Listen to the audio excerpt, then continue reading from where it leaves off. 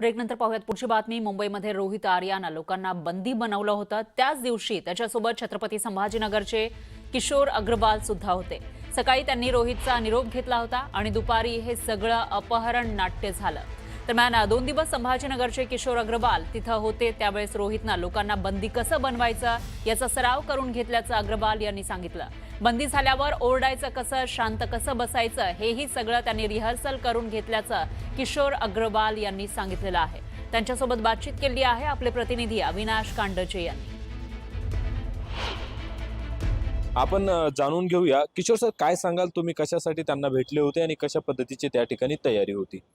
मला त्यांच्या चित्रपटासाठी कास्टिंग करण्यात आली होती। मी 28 आणि 29 तारखेला त्यांच्याबरोबर होतो।